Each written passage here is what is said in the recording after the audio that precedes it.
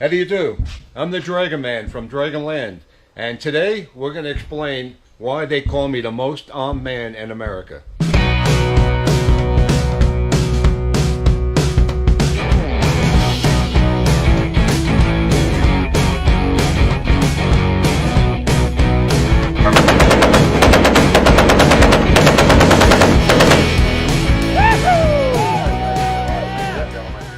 Looking back at me, look at these machine guns.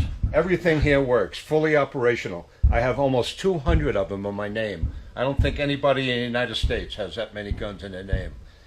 Well, this is my machine shop, and this is one of my Vietnam era Jeeps. It's a 151A2, and it's equipped with an M60 machine gun that shoots 550 .308 bullets a minute. That's one of my M2s. I have 13 50 caliber machine guns, and that shoots 550 rounds a minute. And during this video, I'm going to take this out and demonstrate the 50 caliber machine gun. Around here, I have my famous Dragon motorcycle, and as you can see, it's equipped with twin Colt 9mm submachine guns. These shoot 9mm bullets. Okay, follow me. We're going into my military museum, and I'll show you some real firepower.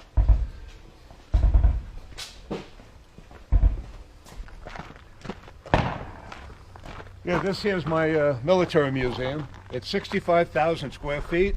See the size of this building? It's got 31 garage doors. I can't even fit another Jeep in here. There's so much stuff. Yeah, this is my military museum. It's got a lot to see here. I have over 900 uniform mannequins, over 3,000 working weapons, 88 running vehicles, and a room for every major country that was in a war with the United States from World War I to Afghanistan. Yeah, these are M1 Grants. See these? I have over 150 of these. They shoot a 30-06 bullet. See, it's got the bayonet on the end, and these are the weapons that they used in World War II, right through Korea. See, I never work in a museum after 12 o'clock because a lot of you guys probably seen that movie, Night at the Museum. That's when everything comes alive, and I really don't want to be here after 12 o'clock. Okay, well, follow me. These are recoilless rifles. See, this is a 106 millimeter, 75 millimeter, and 57 millimeter. The only one I ever shot out here was the 57 millimeter. See that? And I shot this about 10, 12 years ago, and I ended up spending 2 days putting the dirt back on my berm. The whole backstop of the berm came down. So to shoot these bigger weapons, I have weapons so big I can't even shoot them here. I'm going to have to wait for something big to happen in town. This here is 106 millimeter. This is these two were made and designed World War II. You know, 1938 to 1945. This is the 106 millimeter. This is actually a spotting rifle on the top. It shoots a 50 caliber tracer. See, these are tracer. See that? They're coated on with coating on the top, and as these fire, that you could see it, you know, light up, especially at night, and it gives the artillery sergeant an idea where the shell is going to go. So that's called a spotting rifle on the 106 millimeter recoilless rifle. I have two of these, and these are mounted on the M38A1 Jeep. See, years ago I used to drive around town with this on my Jeep and used to get some good looks. These are 106 millimeter shells. See that? 106 millimeter shell. And over there in the back there we got 106 millimeter shells. These are 75 millimeter shells. This is actually a 75 millimeter shell, and that's shot out of the recoilless rifle. Now the way a recoilless rifle fires, in the back of the breech block, there are 3-inch slots all the way around, and these are perforated holes in the shell. So when you fire it, the gas goes out the back of the breech block, and the shell goes towards the front, and it all happens at the same time, and there's no recoil. So that's why it's nicknamed the recoilless rifle. This is a 1,000-pound bomb, the same type of bomb they dropped on Hanoi in 1972. I have 6 of them. These were never unpacked. These are brand new bombs, and that's the shipping crate. That's the way they shipped them, with the steel angle-line cage. I have all different kinds of bombs in the museum. We have cluster bombs, we have napalm bombs, we have 500-pound bombs, 1,000-pound bombs, and I got a big bomb display.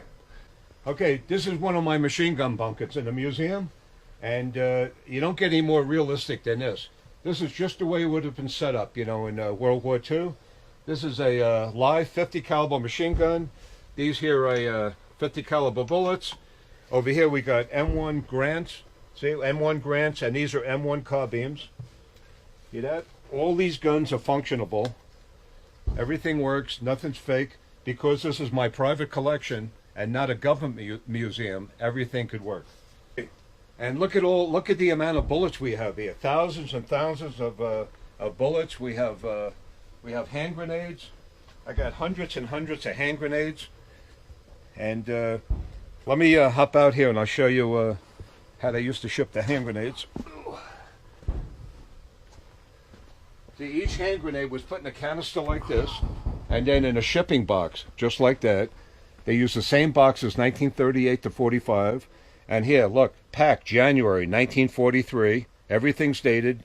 And the hand grenade is inside there with the original instructions. The original instructions say hold hand grenade, pull pin, throw, and duck. They made everything very simple. Okay, just in this one display here, there's probably 3 dozen working weapons. And we got all kinds of mortars, landmines. We have these grenade launchers. See these? These are World War II workable grenade launchers.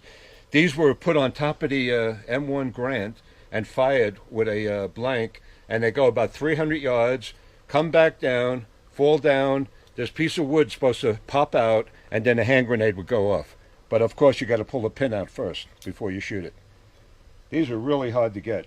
Luckily, I have dozens of them, boxes of them. If anything big happens in town, I'm more ready than Fort Carson. Yeah, all these flares, these are all live. See, May, July 1943. See, they were never fired. We have boxes and boxes of ammunition packed. 1944, waterproof boxes, never unpacked. I have ammunition here from World War II that was never even unpacked. Everything is in the original boxes. Okay, well, follow me. We're going to show you some more stuff.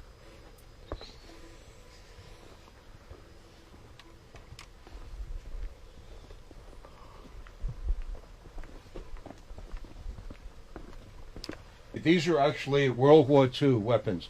They're all dated 1938 to 45.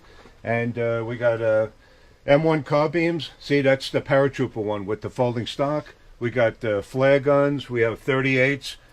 This is M1 Grants, 30-06 caliber. And these are 12-gauge shotguns. To see if you have an authentic World War II shotgun, see on the receiver it has U.S. with the fireball, military. And Remington, Winchester, they all made weapons like this, you know, for the Army. They used these to guard the prisoners. 12-gauge shotguns. Yeah, the whole museum is full of ammunition and weapons that actually fully operational. Go ahead. Okay, in this cabinet here we have assorted landmines. These are the M17 diaphragm landmines. See, and these are the fuses that go in the landmine. Any kind of a weight on there, like anything over 40 pounds, will push down on the diaphragm landmine and ignite it, and it's like 4 sticks of dynamite. That's how much powder is in each landmine. I have hundreds of landmines all through the museum. This here's the Liberator handgun. These were made 1943 to 45, and GMC, the Chevy company, made 1 million of these in 6 months to throw out of the airplanes so people could liberate their country. It's nicknamed the Liberator handgun, and it shoots 145 bullet at a time. And I have the original box that the gun was put in. Those are the original instructions. And the idea was the Americans dropped these out of the B-29s, the B-17 bombers, so people in, like Germany, Belgium, France could crawl out of their basements, crawl out of the foxholes, grab a gun, load it, wait for a German to pass, shoot him in the head, get his equipment, and liberate their country. So it was nicknamed the Liberator handgun. I have 3 of them. This is a scout car. It's equipped with 3 1919 30-06 anti-aircraft guns, and all my vehicles have live machine guns on them. That's what makes my museum special. These shoot about 500 rounds, 450 to 500 rounds a minute, and these were made and designed in 1938, and they used them right through Vietnam.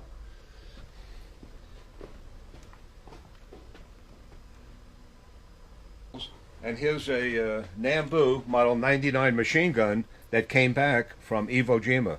Unfortunately, that machine gun probably killed a lot of Marines. This is the paratrooper's arrow socket that comes apart, and the paratrooper would put both pieces in his backpack, and when he lands, he snapped it back together. Over here, I have altogether about 48 swords. This is the oldest sword I have. It's over 500 years old. You take the wooden handle out, and 75% of them have the family's name engraved in the metal and the year it was made. If not, all of them have a stamp, brand of the maker, like the cowboys branded the cows. This here's the suicide sword that the Japanese carried, you know, in their belt. They would hate to be captured. It was against their religion, and it was, you know, dishonorable to their families. This here's cyanide. That's cyanide. They bite this, and you're dead in like 20 seconds. Here, we got the family pack over here. Cyanide. World War II. That's what the Japanese carried. If they were going to get captured, they'd rather die instead of get captured. All right, follow me. Okay. Yeah, this is the Vietnam display, 1960 to 75, and the hot gun in Vietnam was the M60 machine gun. It shoots 550 .308 bullets a minute, 308 caliber bullets. There are 150 grain bullets. Okay, this is the M3 half track. It's fully equipped, just the way it would have been coming off the landing craft on Omaha Beach, Utah Beach. It's got a 75 millimeter recoilless rifle and 3 1919 30-06 anti-aircraft guns. And these are M36 backpacks. This one has the original radio in it. And all these guns are fully operational and ready to go.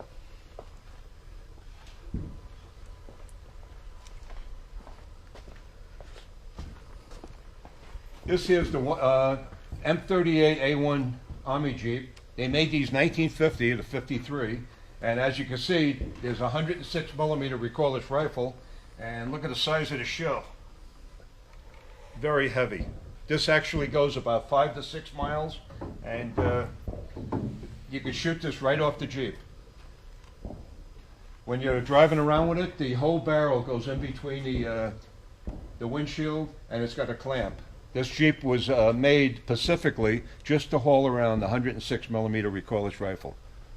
And if I do get a check, a bad check, you know, at Dragon Arms, this is ready to go. Right to the guy's house. Just joking.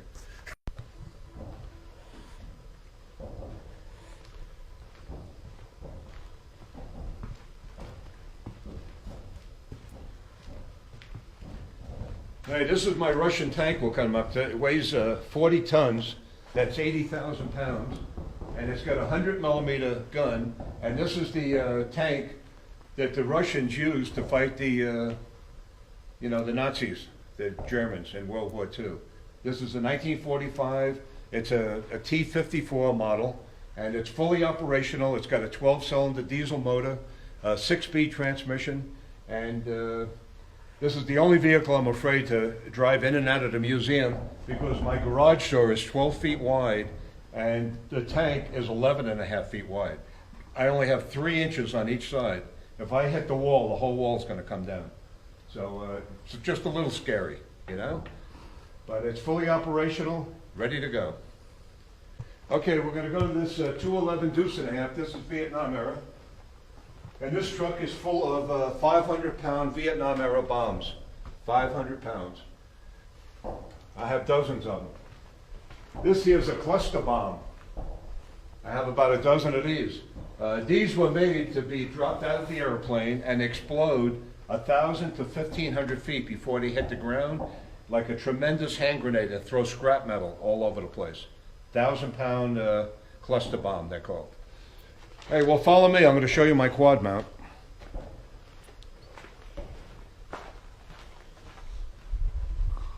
This here's a quad mount, and it's mounted on the M16 half-track. They use these right through Korea and Vietnam. I have two 50 calibers on there, but it's made to fire four 50 calibers. And you sit in the middle, and they go up and down 180 degrees, or all the way around 360 degrees. They were made to shoot down any aircraft weapon. See that? Each gun fires 550 rounds a minute.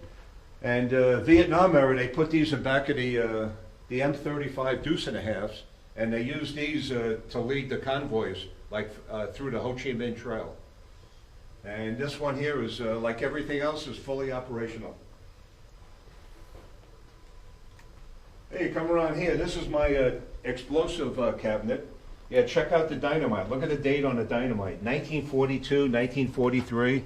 What makes World War I and World War II stuff so collectible is every country dated 99% of everything. This is every booby-trapped hand grenade they used in World War II. We have live detonators in there that would never even open from 1945. These are live detonators on the top shelf. And the idea was to take a detonator, hook it up to the wires, push the detonator into the dynamite, and then hook the wires to the transformer. And when you push down, it puts out 26,000 volts, ignites the detonator, which ignites the dynamite. That's how they did it back then. Any questions? No, good. Follow me. Okay, this is my attack Jeep. See my license plate, Attack 1. And it's got a 308 minigun on the front. Shoots 4,000 rounds per minute. It's equipped with a M60 machine gun coming out the dashboard, and two electrically operated 50 caliber M2 machine guns. See, as you can see, they have solenoids, aircraft solenoids on the triggers, and all I have to do is cock them once and push the button on the dashboard. And in the back of the Jeep, we have ammo cans here. It weighs a ton, but if you run out of ammo, the gun's useless. All right, right here's good. Okay, this is my Nazi room. You won't see a better collection in the country than what I have here. This is the fastest shooting machine gun in World War II. It's called the MG42, 8mm bullets. It fires 12 to 1,300 a minute. The ammunition I have was packed 1938. See the date? 1938. This is the K98 8mm they had, the MP40. Then we have the MG34 machine gun. And honestly, the Nazis had the fastest and best machine guns in World War II. This whole place here is full of machine guns, K98s, handguns, grenade launchers, all this stuff that the Nazis would have used against the Americans in World War II. And I got something real special to show you guys. Okay, right over here, this is a gun belt buckle that the Nazis wore that were guarding Hitler. It's 1 of 100. That's very, very rare. You push the lever and the barrels pop up, and those are the firing triggers over there. Those are 1941 dated 22 short bullets that fit in there. And this is the cuff band the SS guy would have had on his left sleeve. It says Führer's headquarters. That's very, very rare. Let's say you get captured, right? They take away your K98, your Luger, your bayonet, your grenades, whatever you had. Who would ever think they would have a gun belt buckle? Them Nazis were really smart. Well, there's a real lot of stuff to see in the museum here. We didn't even touch a hair of it. But you guys got to come down and take the tour. It's every Sunday, all summer, until Veterans Day. At 10 o'clock, I give a tour. Or if you have 12, 15 people or more, I'll do it anytime on a weekday. Just give me a couple of days in advance. We have a million things to see here. I have 86 show cabinets full, and it would take at least 3 to 4 hours to really look at everything and walk through the whole museum. And the museum is still getting bigger. I'm not going to stop now. Right now, I feel like shooting some guns. Let's try out the 50 caliber. How would you guys like to see that? Right on, man. Follow me.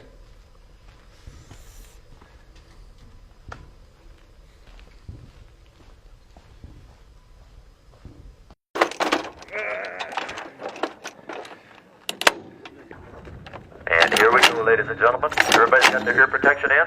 Remember.